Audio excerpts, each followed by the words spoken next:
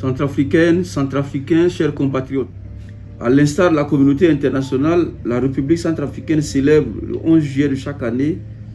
la Journée mondiale de la population. Le thème retenu pour cette année s'intitule « Mettre la rupture sur le Covid-19,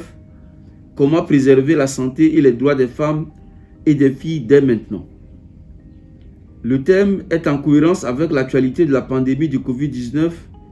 qui exige la poursuite de l'offre de soins de santé de la reproduction aux femmes et aux filles. Dans le monde, les femmes travaillent de manière disproportionnée sur des marchés du travail précaires et sont plus durement touchées par les impacts socio-économiques de Covid-19. Près de 60% des femmes travaillent dans le secteur informel et l'économie qui risquent davantage de tomber dans la pauvreté. Le travail des soins non rémunérés des femmes a augmenté en résultat des fermetures d'écoles et des besoins accrus des malades de Covid-19. Je saisis cette occasion pour rendre un hommage mérité aux femmes en tant qu'actrices communautaires et professionnelles de santé en première ligne dans toutes les stratégies visant à réduire la mortalité maternelle, néonatale et infantile dans notre pays. La célébration de la Journée mondiale de la population est le fruit de l'intérêt suscité par la journée des 5 milliards, instituée par les Nations Unies et célébrée le 11 juillet 1987. Elle fait suite à la conférence organisée conjointement au Caire du 5 au 13 septembre 1994 par le secrétariat de la division de la population des Nations Unies et celui du Fonds des Nations Unies pour la population, avec comme but d'attirer l'attention sur l'urgence et l'importance de la population. Centrafricaines, Centrafricains, chers compatriotes, alors que le monde est aux prises avec le grave défi posé par le coronavirus, les femmes continuent de concevoir et des vies continuent de voir le jour. Plus de 2 millions de femmes et de jeunes filles souhaitent retarder ou éviter une grossesse, mais n'en ont pas les moyens. Nous devons agir urgemment afin que toutes les femmes et les jeunes filles jouissent de leurs droits. Une récente étude du FUNEAP a souligné que le verrouillage par rapport à la pandémie se poursuit pendant 6 mois avec des services de santé, alors que 47 millions de femmes dans les pays à faible et moyen revenu, à l'instar de la République centrafricaine, peuvent ne pas pouvoir accéder aux moyens de contraception modernes, ce qui peut entraîner 7 millions de grossesses non désirées.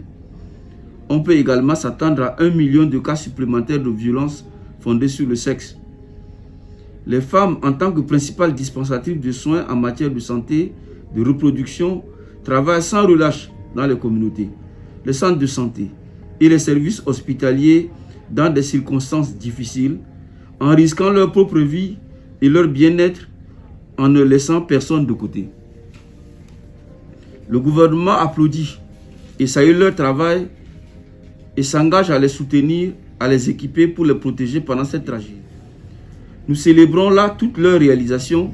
et leur contribution à l'amélioration des résultats en matière de santé sexuelle, reproductive, maternelle et néonatale. Centrafricains, Centrafricains, chers compatriotes, la pandémie à Covid-19 ne doit pas faire ombrage à la priorité numéro 1 de notre pays, qui est la réduction accélérée de la mortalité maternelle et infantile, priorité portée personnellement par le professeur Faustin Archange Touadéra, président de la République, chef de l'État, qui a placé la santé de la mère, de l'enfant, du nouveau-né, de l'adolescent et de la nutrition au cœur de son agenda de développement du capital humain. De ce fait, il est également essentiel de veiller à ce que les maternités soient toujours perçues comme des lieux sûrs. Maintenir les services de soins essentiels est primordial pour prévenir les décès des mères et d'enfants au cours de la pandémie Covid-19 liée à d'autres pathologies qui seraient oubliées ou négligées, et également pour protéger les progrès réalisés en matière de réduction de la mortalité maternelle et infantile. Réduire la mortalité maternelle représente la préservation de la santé et des droits des femmes et des filles. En effet, chaque femme, chaque fille a droit à des soins de santé sexuelle et reproductive de qualité, a droit à un bon accueil à l'hôpital, a droit à être soignée par du personnel qualifié, a droit à des accouchements sûrs et sécurisés dans un endroit de son choix, a droit à recevoir des soins de maternité respectueux, a droit de disposer des informations sur la santé, a droit d'exercer librement à la vie privée, à l'éducation, a droit de vivre à l'abri du danger, de la violence, de la discrimination et des mauvais traitements, a droit de pouvoir disposer de son corps, a droit d'être reconnu, respecté et soutenu en tant que professionnel de la santé qui exerce de manière indépendante, a droit d'exercer dans des environnements sûrs et justes. L'engagement du gouvernement centrafricain en faveur de la santé et du droit des femmes a été réaffirmé à travers l'adoption du protocole à la Charte africaine des droits de l'homme et des peuples relatif aux droits des femmes, encore appelé protocole de Maputo, dont la ratification par l'Assemblée nationale est encore attendue. Centrafricains, chers compatriotes, saisissant cette occasion, je voudrais également saluer l'action coordonnée de toutes les couches des professionnels de santé et d'autres secteurs qui permettent de soutenir les efforts du gouvernement centrafricain pour faire face à la pandémie à Covid-19. C'est l'occasion de rendre un vibrant hommage mérité aux spécialistes, aux gynéco-obstétriciens, aux sages-femmes, infirmiers, accoucheurs, assistantes accoucheuses et tout autre agent de santé qui contribue de près ou de loin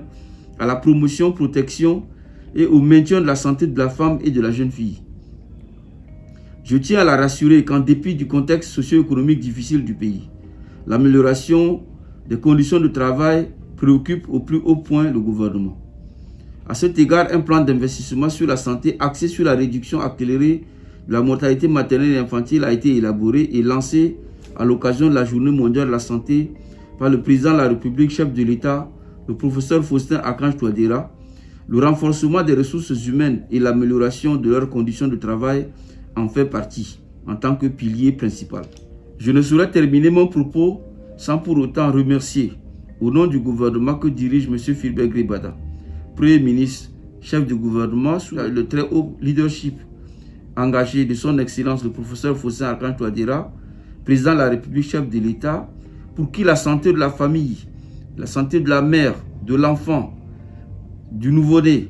et la nutrition constituent une priorité. Tous les partenaires nationaux et internationaux, en particulier le Fonds des Nations Unies pour la population, qui s'investissent dans la santé de la reproduction en République centrafricaine. Je vous remercie.